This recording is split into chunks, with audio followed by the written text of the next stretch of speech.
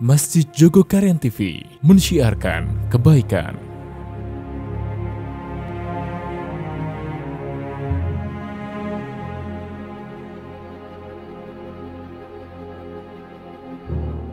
Assalamualaikum warahmatullahi wabarakatuh. Innal hamdalillah nahmaduhu wa nasta'inuhu wa nastaghfiruh wa na'udzu billahi min syururi anfusina wa min sayyiati a'malina. May yahdihillahu fala mudhillalah wa may yudlil fala hadiyalah. Wa asyhadu an la ilaha illallah wahdahu la syarikalah wa asyhadu anna Muhammadan abduhu wa rasuluh. Allahumma shalli wa sallim ala nabiyina Muhammad wa ala alihi wa sahbihi ajma'in, amma ba'd. Muslimin rahimakumullah, keberadaan kita sebagai hamba Allah mengharuskan kita untuk tidak pernah bosan memanjatkan puji serta syukur atas limpahan nikmat dan karunia yang masih terus Allah berikan pada kita semua. Nikmat yang begitu banyak yang Allah nyatakan, wa in ta'uddu ni'matallahi la tuhsuha. Dan jika kalian hendak menghitung nikmat-nikmat Allah, niscaya kalian tidak akan pernah sanggup menghitungnya. Salawat serta salam mudah-mudahan senantiasa terlimpahkan pada Nabiullah Muhammad sallallahu alaihi wasallam, pada keluarganya, para sahabatnya, dan siapapun yang senantiasa menegakkan sunnah-sunnahnya sampai akhir zaman. Jamaah sekalian rahimakumullah, ketika kita berbicara tentang Ramadan, kemudian kita hubungkan dengan sirah nabawiyah, maka kita akan mendapati bahwa ulasan tentang Ramadan Rasulullah Shallallahu Alaihi Wasallam itu hanya cuma 9 Ramadan. Karena syariat puasa Ramadan baru ditetapkan pada tahun kedua Hijriah. Itu artinya rentang waktunya mulai tahun kedua sampai dengan tahun ke-10. Berarti ada 9 Ramadan, mulai tahun kedua, 3, 4 sampai dengan tahun ke-10. 9 Ramadan yang Nabi SAW jalani. Maka siapapun di antara kita yang hendak mengkaji Ramadannya Rasulullah SAW, baik itu puasanya, sholat tarawihnya, iktikafnya, atau amalan apapun di bulan Ramadan, maka kita melihatnya dari 9 Ramadan. Di 9 Ramadan inilah kita bisa melihat apa yang ada pada diri Nabi SAW, dan tentu ini juga perlu dipahami secara utuh. Perlu dipahami secara utuh, secara benar, jangan sampai dipahami sebagian lalu mengabaikan sebagian. Jangan sampai kemudian orang berkesimpulan bahwa sholat tarawih berjamaah itu tidak ada dasarnya hanya karena mendapatkan sebuah hadis, sementara ada 9 Ramadan. Hadis ini mewakili Ramadan tahun berapa? Apakah Ramadan pertamanya Nabi di tahun kedua Hijriah, atau Ramadan tahun kedua, atau Ramadan tahun kesekian? Maka siapapun di antara kita yang ingin mengkaji Ramadannya Rasulullah SAW, kita melihatnya dari 9 ini. Dan dari 9 ini kita bisa lihat, mau kita bahas puasanya, kita bahas sholat tarawihnya, iktikafnya, sedekahnya, dan semua amal yang dikerjakan Nabi SAW di bulan Ramadan, kita bisa lihat dari 9. Dari 9 Ramadan. Dan sekali lagi, pemahaman ini akan utuh kalau dipahami secara keseluruhan, dari sejak tahun kedua sampai dengan tahun ke-10. Nah, dari 9 Ramadan ini kita mendapati bahwa riwayat yang satu dengan riwayat yang lain bisa saling melengkapi. Para ulama dalam metode istimbat atau metode dalam menyimpulkan sebuah hukum yang diambil dari dalil-dalil, kewajiban mereka adalah menyimpulkannya dari 9 ini secara utuh, atau kewajibannya adalah menyimpulkan secara keseluruhan. Dan ada bahasa yang perlu ketelitian, perlu kejelian ketika kita membahasakan dengan bahasa tertentu. Ada 2 ungkapan, dan ini dikenalkan para ulama, baik ulama dulu maupun ulama sekarang, untuk membahasakan ketika orang mengklaim dengan klaim tertentu. Misalnya yang sempat ramai di beberapa hari sebelum Ramadan, hanya pada bulan Sya'ban yang lalu, ketika orang membahas tentang tidak ada dalam sejarah Perhatikan kalimatnya, tidak ada dalam sejarah ketika terjadi wabah ada penutupan masjid. Kalimat ini, kalimat yang seandainya diungkapkan oleh orang sekelas Imam Al-Hafidz Ibnu Hajar, ini akan tepat. Tapi kalau diungkapkan oleh orang sekarang, sangat tidak tepat. Karena apa? Karena ini harus melalui pengkajian yang utuh dan sangat panjang terhadap sekian banyak wabah yang pernah terjadi dalam sejarah Islam. Kalau kita mengatakan tidak ada, itu artinya kita sudah menelusuri, sudah mengkaji, sudah meneliti semua riwayat-riwayat yang ada. Dan setelah ditelusuri ternyata tidak ada. Kita bisa mengatakan tidak ada. Berbeda dengan kalau kita mengatakan bahwa saya tidak tahu ada. Ya, saya tidak tahu ada riwayat atau saya tidak tahu ada kejadian penutupan. Nah, itu artinya saya yang tidak tahu. Bisa jadi ada yang lain yang tahu. Ketelitian menggunakan riwayat ini atau ketelitian menggunakan istilah atau ungkapan ini kita bisa temukan dari para ulama pada saat membahasakan ungkapan-ungkapan pada saat menetapkan hukum atau mengklaim sesuatu. Dan inilah yang sebetulnya di zaman sekarang kita rasakan adab-adab seperti ini yang mulai hilang. Orang merasa bahwa dengan mudahnya mengakses sekian banyak informasi, merasa ngerti berbagai hal. Padahal ada sekian banyak yang luput dalam pembahasan yang dia dapatkan dari media sosial. Bangunan ilmu yang dimiliki dan bangunan ilmu yang tertata dengan baik, bangunan ilmu yang kokoh, sanggup merespon berbagai peristiwa dan kejadian dan kemudian menyikapinya dengan ilmu. Karena bisa jadi bahan bakunya sama, sumbernya sama, literaturnya sama, tetapi ilmu yang dimiliki berbeda. Itulah sebabnya Nabi SAW pernah bersabda, "Rubba muballighin au amin sami'in." Bisa jadi ada orang hadir di majelis ilmu, mendengar, menyimak dari awal sampai akhir. Kemudian informasi yang didapatkan dari majelis tadi disampaikan kepada orang lain yang tidak hadir. Tapi ternyata orang yang tidak hadir itu bisa menangkap lebih utuh daripada yang hadir. Karena apa? Bisa jadi karena dia lebih punya basis ilmu yang kokoh. Informasinya sama. Sekarang kalau kita bicara korannya sama. Kalau kita bicara bahasanya, bahasa Indonesia, semua kita sama. Semua kita bisa bahasa Indonesia. Tapi kenapa kok yang satu bisa membuat kesimpulan, membuat analisa, membuat penilaian yang berbeda dengan yang lain? Nah, itulah yang membedakan satu dengan yang lainnya. Karena apa? Karena ilmu. Oleh sebab itu, ketika kita berhadapan dengan kondisi-kondisi yang sekarang ini terjadi, sudah saatnya kita membiasakan berhadapan dengan kondisi ini dengan penuh kehati-hatian. Ada ungkapan yang muncul belakangan, sekarang ini lahir orang-orang yang ahli berpendapat dan meninggalkan pendapat ahli.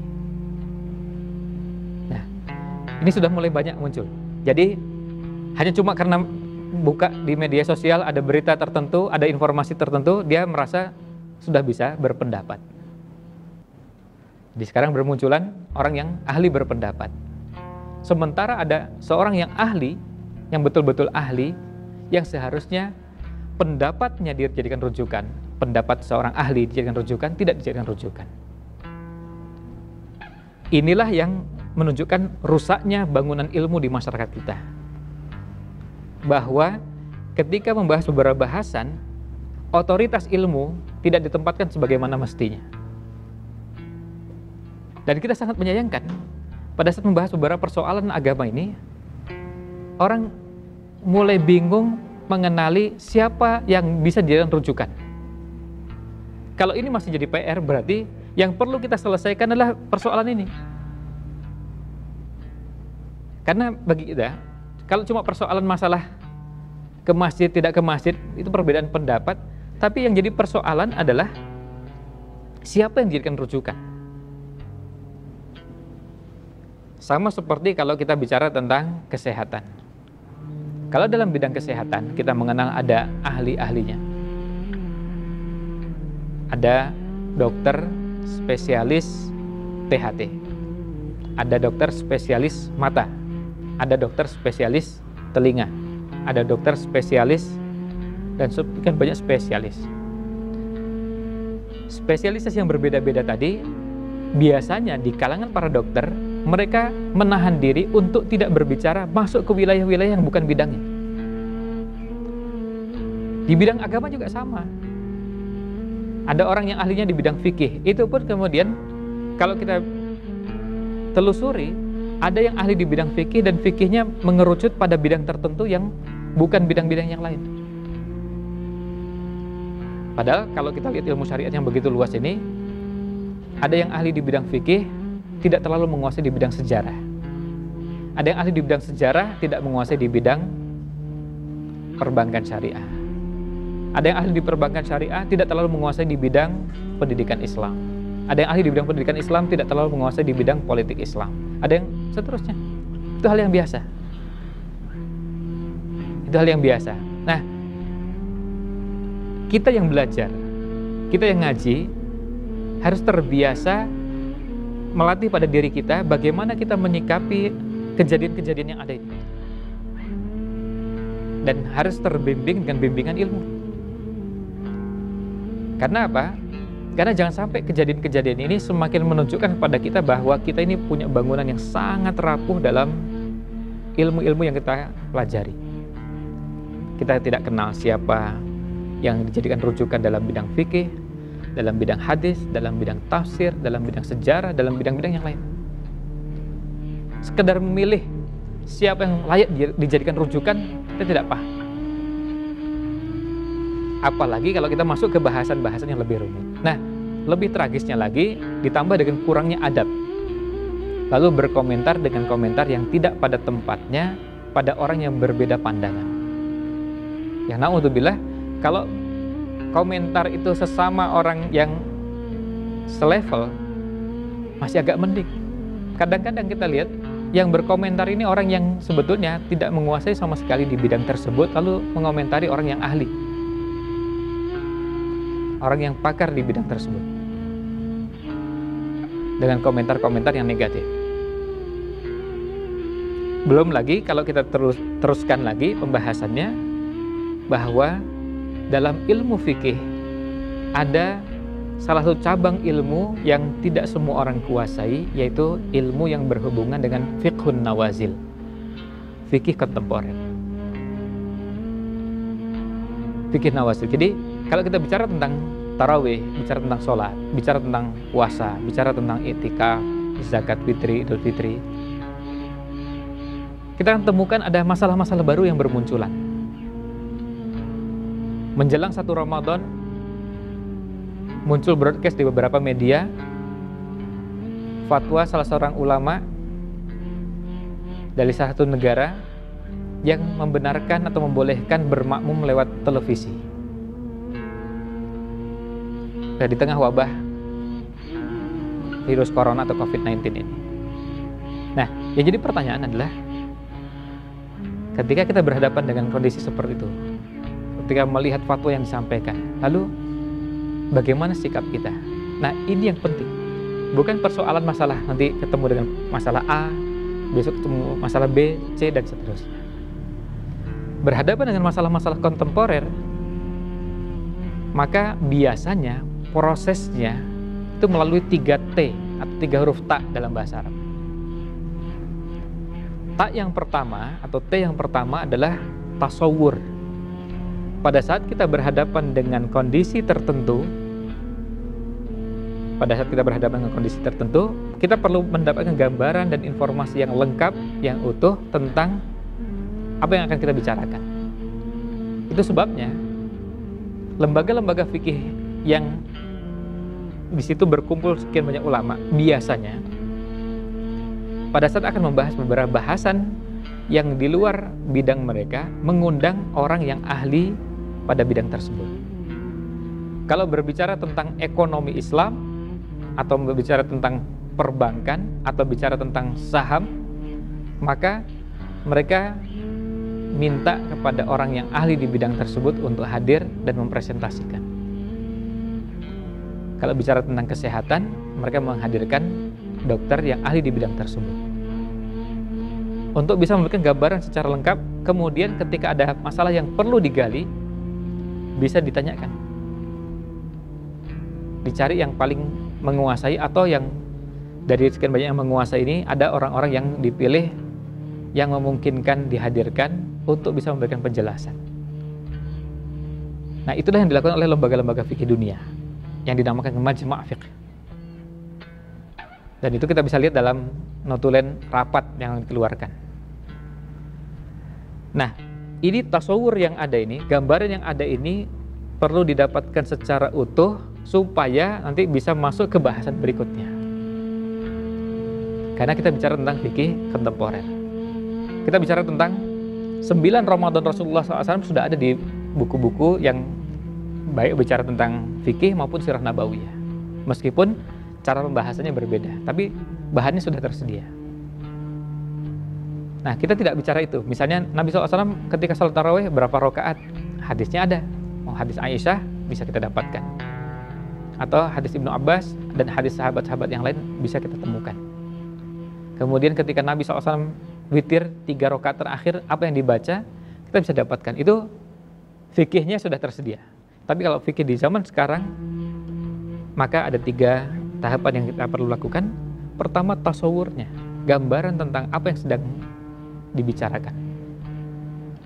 Kalau ada berbagai bentuk, maka bentuk-bentuknya harus dipelajari supaya bisa dipahami dengan benar. Ini yang pertama.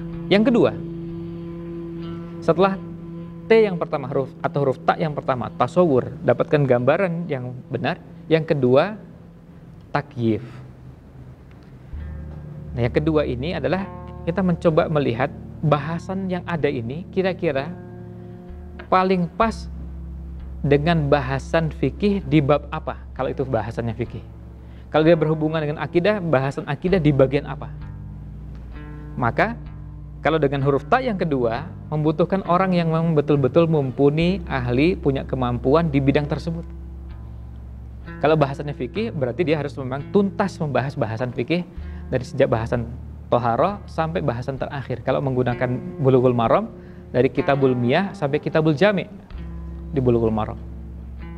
Dan bukan cuma pernah baca, tapi dia kuasai. Itu sebabnya pada saat menemukan hadis, ada orang menyampaikan hadis bahwa idza tala'an najmu za sabahin, jika muncul bintang, dan bintang yang dimaksud adalah bintang Suraya pada suatu pagi, maka akan hilanglah al-aha, akan hilanglah wabah dan penyakit ini. Bagi yang pernah belajar fikih, bertemu dengan hadis itu, tahu persis hadis ini bukan tentang wabah. Dia berkaitan dengan wabah yang ada pada tanaman. Maka ini hubungannya dengan bab jual beli. Itu sebabnya kenapa dilarang berjual beli tanaman, buah-buahan yang dilakukan ketika tanaman atau buah-buahan tersebut masih di pohonnya, belum matang. Karena bisa jadi apa? Ada wabah. Dan wabahnya berakhir kapan? Setelah bintang Suraya muncul. Biasanya, dan itu dijelaskan oleh para ulama, di bulan Mei. Makanya kita lihat di Timur Tengah, bulan Mei itu, akhir bulan Mei, awal bulan Juni, kita bisa temukan itu musim panennya kurma. Jadi bagi yang pernah belajar fikih, kita dapatkan begitu ketemu hadis, dia tahu hadis ini tempatnya di mana. Nah, sekarang ini ada beberapa bahasan pada sebagian orang, sebetulnya kalau kita yang tidak tahu lebih baik menahan diri untuk tidak berkomentar kalau memang tidak tahu, supaya tidak menambah kerumitan persoalan. Karena apa? Karena ketika kita sampai membahas bahasan tersebut lalu berkomentar yang tidak pada tempatnya, bisa jadi yang sering diistilahkan oleh sebagian orang sekarang membuat gaduh. Nah, karena bahasan tadi kita ingin tempatkan pada tempatnya. Jadi ta yang pertama atau huruf T yang pertama, tasawurnya sudah dapat. Yang kedua, apakah bahasan yang tadi sudah didapatkan ini kita sudah temukan tempatnya yang pas di bahasan fikih ini sebenarnya masuk dalam bab apa. Kalau kita buat ilustrasi agak lebih sederhana begini. Misalnya sekarang kita semua tahu di Indonesia, ya kebetulan di beberapa negara ini tidak banyak dikenal dengan model seperti yang ada di Indonesia, yaitu parkir. Kita bisa temukan di banyak tempat, kota-kota besar maupun di kota-kota lainnya, ada orang parkir di pinggir jalan, dia bayar. Pertanyaannya, dari bahasan fikih, parkir seperti ini masuk ke dalam bab apa? Ini untuk menunjukkan bahwa ketika kita tidak bisa memberikan jawaban, kita perlu menahan diri masuk pada bahasan-bahasan fikih. Lebih baik kita tidak perlu berkomentar karena kita tidak paham dengan beberapa persoalan-persoalan yang sederhana. Nah, kadang-kadang kita tidak tahu ini sebetulnya tempatnya di mana. Kalau di bahasan fikih ini masuk ke bab apa? Kan tidak mungkin kita masukkan bahasan parkir ke bahasan toharoh, nggak mungkin. Bahasan sholat juga nggak mungkin. Puasa juga bukan. Zakat juga bukan. Haji, terus apa? Masuk bab apa? Nah, bagi yang tidak menguasai, maka bisa jadi akan muncul kegamangan. Itu sebabnya kita bisa melihat orang yang basis ilmunya kokoh, itu tidak mudah goyah. Tetapi yang basis ilmunya rapuh, basis ilmunya rendah, maka dia ketika bertemu dengan beberapa bahasan, dia melihat pernyataan A, langsung dia mengiyakan, lalu mendengar pernyataan B, dia mengiyakan juga. Atau istilah sebagian ustadz, bahwa cirinya orang tidak berilmu adalah gumunan.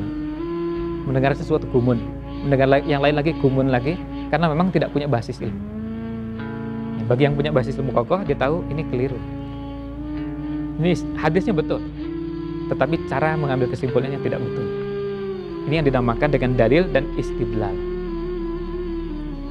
Dalilnya betul, istidlalnya tidak betul. Ya, dalilnya sahih, istidlalnya tidak sahih. Artinya dalilnya benar, cara mengambil kesimpulan yang tidak benar. Jadi yang salah mana? Yang salah bukan dalilnya, cara mengambil kesimpulannya. Nah, kemudian tahapan ketiga dalam fikih nawazil atau fikih kontemporer adalah setelah mendapat gambaran yang utuh, kemudian dia tahu bahasan fikihnya tempatnya di mana, baru kemudian proses ketiganya adalah bagaimana menerapkan kaidah-kaidah usul fikih, kaidah-kaidah fikih, lalu dhawabit fikih ya, pada kasus yang sudah dipahami tadi, kemudian sampai pada kesimpulan hukum. Nah, ini supaya bisa kita dapatkan gambaran bahwa pembahasan yang ada itu tidak sesederhana yang kita bayangkan. Memang bagi sebagian orang, apalagi sebagian orang awam, seperti ada lompatan yang begitu jauh. Dan inilah yang menunjukkan bahwa kita masih punya banyak PR. Punya banyak PR berkaitan dengan persoalan-persoalan seperti ini. Dan kita bisa bandingkan, ya, mari kita bandingkan, coba lihat masyarakat muslim yang ada di negara yang mereka terdidik, mereka terbiasa ngaji, mereka terbiasa belajar dengan tahapan dan urutan belajar yang benar, belajar ilmu lewat pintunya. Lalu kita bandingkan dengan yang masyarakat muslim tapi belajar agamanya tidak tertata, maka kita temukan pembahasan beberapa persoalan nampak terlihat rapuh, nampak terlihat tidak punya bangunan yang kokoh. Kalaupun dia sebagai orang awam, dia tahu siapa yang bisa dijadikan rujukan. Kemudian dia bisa tahu bagaimana alur memahami bahasan-bahasan itu, karena ada tangga-tangganya, ada tahapan-tahapan. Yang ini kadang-kadang tidak selalu dipahami oleh semua orang. Nah, tapi yang penting bagi kita belajar dari peristiwa ini dan juga peristiwa-peristiwa yang ada. Dan ini kalau di kalangan para ulama tarbiyah dinamakan tarbiyah bil ahdas. Kita belajar dari peristiwa-peristiwa yang ada bahwa kita perlu berbenah, perlu belajar, perlu ngaji, tetapi belajar dan ngaji lewat pintunya, dan belajar dan ngaji dengan tahapan dan urutan yang benar, supaya pada saat kita menerima bahasan baru atau menemukan pembahasan-pembahasan yang belum pernah kita dapatkan, kita tahu karena kita sudah pernah dapatkan kerangkanya. Atau Kalau ada pola, kita sudah pernah dapatkan polanya. Polanya seperti ini. Sehingga kita tidak sulit memahami bahasan-bahasan tersebut. Dengan mudah kita bisa memahaminya. Nah, ini yang kita coba untuk kita dapatkan pelajaran dari peristiwa yang ada ini. Nah, jadi pada saat kita melihat 9 Ramadannya Nabi SAW, 9 Ramadannya Nabi SAW adalah bahan baku untuk memahami banyak persoalan yang berhubungan dengan Ramadan. Karena di tahun 1 Hijriah belum ada, maka di tahun kedua sampai dengan tahun ke-10 kita temukan hal-hal yang berhubungan dengan Ramadan. Baik yang berhubungan dengan puasanya, berhubungan dengan tarawih, i'tikaf, zakat fitri, Lailatul Qadar, Idul Fitri, kita dapatkan di 9 Ramadan yang dijalani Nabi SAW. Kita jadi paham kenapa ulama mengatakan bahwa Nabi SAW i'tikaf setiap tahun di bulan Ramadan, lalu kemudian ulama mengatakan i'tikaf itu hukumnya sunnah muakkadah. Kenapa kok bukan cuma sunnah aja? Karena selain dianjurkan oleh Nabi SAW, juga beliau mempraktekannya dan beliau kerjakan rutin. Beliau kerjakan terus rutin setiap tahun. Sama seperti kalau kita membandingkan sholat. Sholat yang dikerjakan oleh Nabi SAW, sholat sunnah ini macam-macam. Di antaranya yang populer adalah sholat sunnah rawatib, qobliyah dan ba'diyah. Nah, sholat sunnah rawatib ini, qobliyah dan ba'diyah ini, kalau kita lihat, ada qobliyah dan ba'diyah yang dikerjakan oleh Nabi SAW rutin dan sering. Dan sampai disebutkan dalam keadaan safar sekalipun beliau tetap kerjakan. Tapi ada juga salat sunnah rawatib qobliyah dan ba'diyah yang beliau kadang-kadang tinggalkan. Nah, maka kita menyikapinya berbeda. Menyikapi dua peristiwa, dua perilaku Nabi SAW. Kita mengatakan ini sunnah, tapi sunnahnya berbeda. Ini sunnah muakkadah, sementara ini sunnah yang belum sampai derajat muakkadah. Semangat yang kita kerjakan, yang kita lakukan, semangat yang ada dan kita tanamkan dalam diri kita, kalau kita mau membuat prioritas setelah yang wajib, maka pindah ke yang sunnah. Sunnah muakkadah kita berikan prioritas lebih besar daripada sunnah yang ghairu muakkadah. Tentu kalau bisa dikerjakan semua itu ideal. Nah, yang terakhir berkaitan dengan bahasan 9 Ramadannya Nabi SAW, yang kita dapatkan bukan cuma aspek fikihnya, tapi kita bisa lihat semangat yang ada pada Nabi SAW, kemudian juga para sahabat mengerjakan Ramadan di 9 Ramadan. Silakan bisa lihat puasanya, bisa lihat sholat malamnya, bisa lihat tilawatil Qur'annya, zikirnya, dan beberapa amal soleh yang beliau kerjakan, yang dikerjakan Nabi SAW maupun para sahabatnya dengan penuh semangat. Misalnya kita bisa lihat bagaimana para sahabat radhiyallahu anhum di salah satu dari 9 Ramadan ini, dalam hadis Abu Dzar di Sunan Abi Daud disebutkan bahwa ketika mereka sholat bersama Nabi SAW mulai ba'da Isya sampai dengan tengah malam, di malam ke-25 Ramadan, sholat sudah sampai tengah malam, bukan protes yang muncul, bukan keberatan yang muncul, malah justru apa kata Abu Dzar? Ya Rasulullah, wahai Rasulullah, lau naffaltana baqiyata lailatina hadhihi. Wahai Rasulullah, seandainya Anda berkenan sholat lagi dengan sisa waktu yang tersedia ini. Kan kita baru sholat setengah malam, kita masih ada sisa setengah malam lagi. Nah, kemudian beliau mengusulkan, Abu Dzar mengusulkan, kenapa kita tidak sholat lagi dengan sisa malam yang ada ini? Ini kan baru setengah yang kita gunakan, dan mengusulkan setengahnya lagi kita gunakan. Ini kan menunjukkan semangat yang begitu kuat. Karena apa? Karena baru mengerjakan setengah dan itu sudah berat. Kita bisa bayangkan sholat sampai tengah malam. Ya, kita bisa bayangkan kaki ini kayak rasanya seperti apa. Ya, berdiri dalam waktu yang lama, bacaan yang panjang, dan kemudian gerakan yang tenang. Kalau kita mau mengatakan pegelnya minta ampun. Pegelnya luar biasa. Sampai tengah malam. Bukan protes yang muncul, tapi apa? Minta tambah. Nah, semangat inilah yang kita dapatkan di 9 Ramadan ini. Dan alhamdulillah, kita patut bersyukur di tengah-tengah umat kita ini, kebaikan ini masih ada. Kebaikan ini masih kita dapatkan. Kalau jamaah sekalian atau rekan-rekan sekalian pernah mendapati ada video yang sempat beredar dan sempat diterjemahkan. Ada seorang anak muda, bahkan sebenarnya lebih tepatnya anak kecil. Waktu itu usianya kalau tidak salah baru 11 tahun. Selain hafal Quran, hafal Sahih Bukhari, Sahih Muslim, Sunan Abi Daud dan beberapa kitab hadis, dan diuji hafalannya. Saya baru dapatkan beritanya tahun ini. Yang bersangkutan melaksanakan program mengulang program tahun lalu. Yaitu apa? Program seperti yang pernah dilakukan oleh Imam Syafi'i. Ramadan tahun lalu, sang anak ini menghatamkan Al-Quran 60 kali. Dulu kita melihat itu kisah di zaman dulu. Tapi ternyata kita bisa temukan di zaman sekarang. Di zaman sekarang ternyata kita bisa temukan Jihad ini, yang dari Saudi, dia Ramadan tahun lalu, Ramadan tahun 1440 Hijriah, menghatamkan Al-Quran 60 kali. Dan tahun ini juga menargetkan yang sama. Programnya 60 kali. Jadi persoalannya bukan persoalan cuma bahasan fikih, tapi kita lihat semangat yang muncul. Tentu kita tidak perlu berbicara tentang 60-nya, 30, 20-nya, tapi bagaimana Ramadan ini kita isi dengan Quran. Kadang-kadang kita coba lihat, temukan ada broadcast yang muncul di awal Ramadan.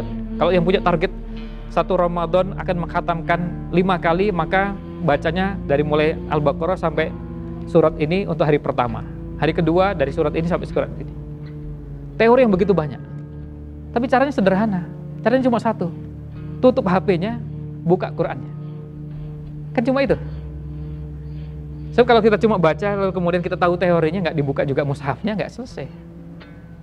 Nah, semangat inilah yang kita dapatkan dari 9 Ramadannya Rasulullah SAW. Jadi bukan hanya sekedar kita dapatkan bahasan fikihnya. Tentu masih banyak aspek yang bisa digali. Tapi dari 9 Ramadan ini kita bisa mendapatkan banyak hal.